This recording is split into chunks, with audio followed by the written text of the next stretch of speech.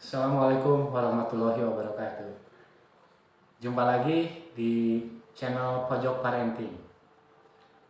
Ayah bunda, pada kali ini sesuai dengan banyak permintaan, saya akan membahas tentang komunikasi melalui pikiran bawah sadar anak untuk membentuk atau untuk merubah perilaku anak pada saat anak kondisi sedang tidur.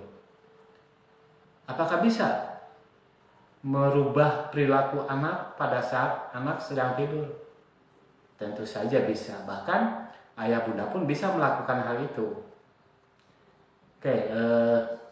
Itu namanya komunikasi dengan anak melalui pikiran bawah sadar anak. Ayah bunda, sebelum lanjut jangan lupa subscriber dan tekan loncengnya agar setiap ada video-video baru ayah bunda bisa langsung melihatnya dan menyaksikan video-videonya.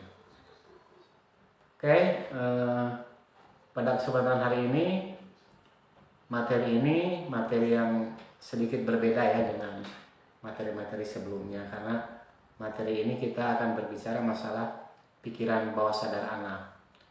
Ayah bunda, tentunya ayah bunda mengharapkan anaknya menjadi anak yang memiliki kualitas dalam artian perilaku yang diinginkan, perilaku sesuai dengan harapan ayah bunda. Perilaku ini dibentuk melalui proses tahapan yang sangat panjang. Sesuai dengan tema tadi, bahwa setiap manusia dilahirkan itu Allah sudah memberikan dengan sesempurna mungkin. Di antaranya manusia lahir ada otak. Semua manusia dilahirkan sama dianugerahi otak. Otak itu adalah hardware, perangkat keras.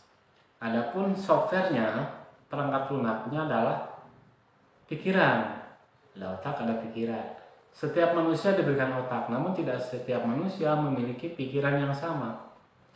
Pikiran ini tergantung bagaimana kita atau orang tua, karena di sini bicara anak, tergantung orang tua bagaimana orang tua memprogram kepada anak pikiran-pikiran itu, atau bagaimana orang tua memprogram terhadap pikiran anak.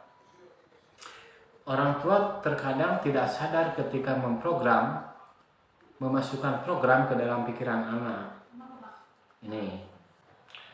Bunda, pikiran itu ada dua. Ada pikiran sadar, ada pikiran bawah sadar. Nah, setiap gerak manusia, setiap aktivitas manusia atau setiap perilaku manusia secara besar itu dikendalikan, diinstruksikan atau diperintahkan oleh pikiran bawah sadar sebesar 88%. Bayangkan. Jadi anak itu geraknya, perilakunya semua digerakkan oleh pikiran bawah sadar, di mana pikiran bawah sadar ini yang telah diprogram, telah diinstal oleh ayah bunda, baik itu sadar ataupun tanpa sadar. Jadi pikiran sadarnya itu hanya 12%, tapi yang menggerakkan seluruh aktivitas, yang menggerakkan seluruh perilaku anak itu digerakkan oleh pikiran bawah sadar. Bahkan pikiran atau fungsi pikiran bawah sadar ini kapasitasnya jauh lebih banyak, memiliki fungsi yang lebih kompleks dibanding dengan pikiran sadar. Fungsi pikiran bawah sadar itu banyak ya. Cuman diantaranya ada pikiran bawah sadar ini sebagai gudang tempat menyimpannya segala bentuk informasi yang masuk ke dalam pikiran bawah sadar. Kemudian pikiran bawah sadar ini sangat cerdas, di mana pikiran bawah sadar ini tempatnya terdapat atau tempat menyimpannya, tempat membentuknya rasa percaya diri, motivasi, kepribadian, kreativitas, emosi, dan nilai-nilai hidup. Itu semua berada ranahnya di dalam pikiran bawah sadar. Sehingga perilaku ini tentu digerakkan oleh pikiran sadar. Namun yang menggerakkannya apa? Programnya, program yang masuk ke dalam pikiran bawah sadar. Ini jadi pikiran bawah sadar ini mengintrusikan segala sesuatu yang sudah terekam sebelumnya atau sudah terprogram sebelumnya. Nah, bagaimana kita memasukkan atau memprogram berkomunikasi dengan pikiran bawah sadar sebelum ke pikiran bawah sadar, atau ada waktu-waktu tertentu ketika kita akan memprogram masuk ke dalam pikiran bawah sadar. Nah, bagaimana? Karena kita harus tahu gelombang otak ya. Gelombang otak itu ada 4. Gelombang otak pada kondisi beta, di mana kondisi beta itu ketika anak sedang aktif. Nah, ketika kondisi otak sedang beta atau anak sedang aktif, ini sulit untuk menembus pikiran bawah sadar, sulit untuk memberikan informasi yang langsung masuk ke pikiran bawah sadar.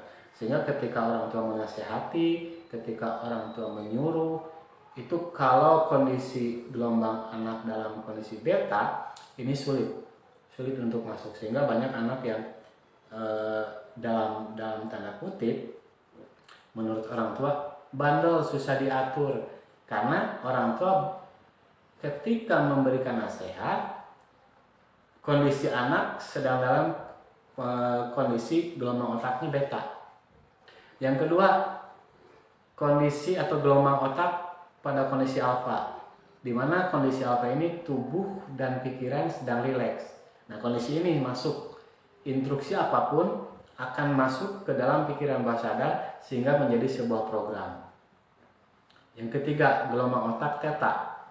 Theta ini ketika anak sedang melamun atau bermimpi. Cuman kan anak jarang melamun ya, kecuali anak usia SD, usia SMP itu sudah mulai ada waktu-waktu melamun. Nah, ketika waktu melamun, kondisi inilah kondisi theta, pikiran bawah sadar sedang terbuka dan informasi apapun yang kita sampaikan akan masuk dan akan menjadi sebuah program. Yang keempat adalah kondisi atau gelombang otak delta. Ini kondisi delta ini kondisi sedang tidur ya. Jadi sangat rendah sekali. Itu jadi yang pertama tadi saya ulang, ada pikiran sadar, pikiran bawah sadar. Untuk memprogram atau merubah perilaku, orang tua harus bisa komunikasi masuk ke dalam pikiran bawah sadar anak, sehingga akan menjadi sebuah program. Akan mengintrusikan semua gerakannya, aktivitasnya melalui program yang tadi sudah orang tua masukkan ke dalam pikiran bawah sadar anak. Kemudian siapa sih yang bisa menembus atau bisa berkomunikasi dengan pikiran bawah sadar anak? Yang jelas ada 5. Di antaranya adalah orang tua.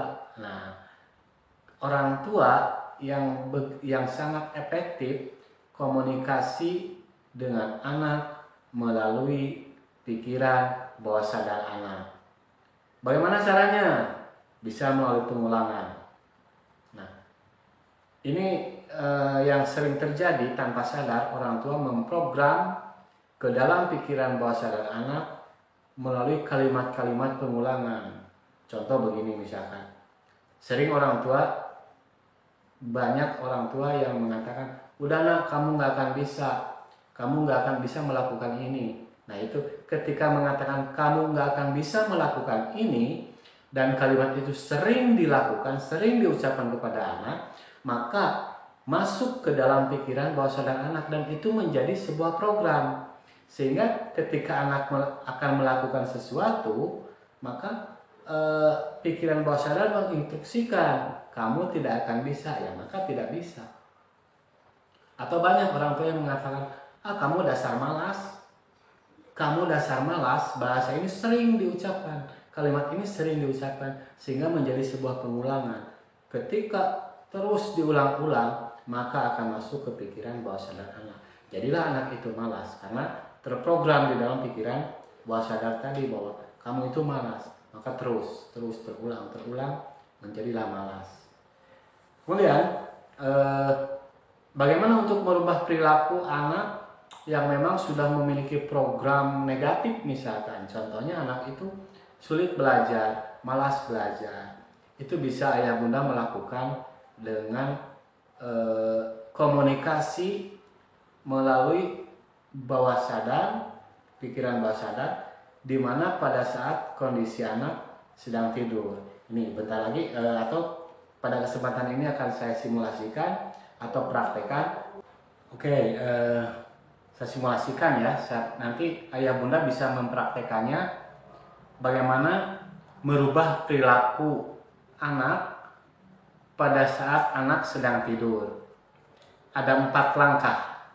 4 langkah. Nanti ayah bunda coba praktekkan ya. Oke. Langkah yang pertama, perhatikan anak sudah tidur dengan lelap belum. Anak harus dalam kondisi tidur yang nyenyak. Perhatikan dulu ya, ini langkah pertama ya. Ketika anak sudah tidur lelap, nah kondisi gelombang otak anak itu pada kondisi gelombang delta. Caranya yang pertama, goyangkan ke kiri ke kanan. Tapi jangan sampai bangun. Lihat, anak merespon tidak. Kalau belum merespon, goyangkan lagi. Sampai anak merespon. Bagaimana responnya? Bisa dengan gerakan, bisa dengan bergumam, atau apa saja yang memperlihatkan ketika digoyangkan kiri kanan itu merespon. Biasanya anak meresponnya dengan gerakan, berubah gerak. Ketika bergerak, artinya itu merespon. Artinya kondisi gelombang otak naik pada theta atau beta. Jadi komunikasi bisa dilakukan. Meskipun tubuhnya tidur, tapi pikiran bawah sadarnya anak itu sudah terbuka dan sudah siap untuk dilakukan komunikasi. Apabila sudah ada gerakan, maka sampaikan kalimat. Nah, begini kalimatnya, perhatikan. Nah, ini mama atau ini ayah. Bisa dengar nggak suara mama? Lakukan sampai ada gerakan lagi. Nah, atau panggil namanya Dede, ini mama. Bisa dengar nggak suara mama? Nah, nanti anak merespon. Responnya bagaimana? Bergerak atau mengangguk atau bergumam. Setelah ada respon, langkah yang kedua adalah sentuh kepala anak dengan lembut. Tunggu sampai dia merespon lagi. Tunggu sampai merespon. Sentuh dengan lembut. Kalau belum ada respon, sentuh lagi. Nanti ada gerakan. Kalau gerakan itu artinya merespon. Kemudian setelah merespon, sampaikan kalimat yang akan ayah bunda rubah. Apa misalkan contohnya anak itu sulit untuk belajar, malas belajar. Sampaikan kalimatnya, skripnya seperti ini. Dede atau nak, mulai besok dan seterusnya rajin belajar ya. Berikan alasan. Karena dengan rajin belajar, Dede bisa menambah ilmu. Dengan rajin belajar, Dede bisa menjadi orang yang cerdas, dapat meraih cita-cita.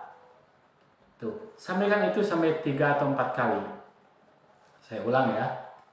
Dede, mulai besok dan seterusnya, Dede rajin belajar. Karena dengan rajin belajar, Dede bisa menambah ilmu pengetahuan, Dede bisa menjadi orang sukses, dan Dede bisa meraih cita-cita. Itu kalimatnya seperti itu.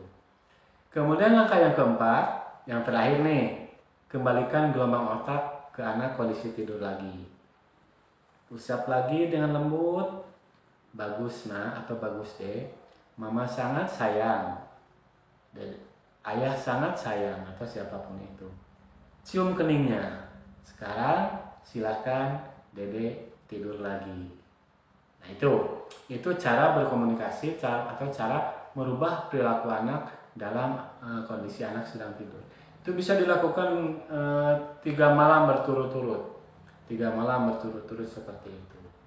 Dan saya ingatkan ketika menyampaikan kalimat untuk merubah perilaku, tidak boleh menggunakan kata jangan atau tidak. Hindari kata jangan. Oke, itu ayah bunda. Mudah-mudahan apa yang materi pada hari ini yang saya sampaikan bermanfaat, dan selamat mencoba, selamat mempraktekkan untuk merubah perilaku anak pada saat anak sedang tidur melalui komunikasi pikiran bawah sadar anak. Oke, terima kasih. Assalamualaikum warahmatullahi wabarakatuh.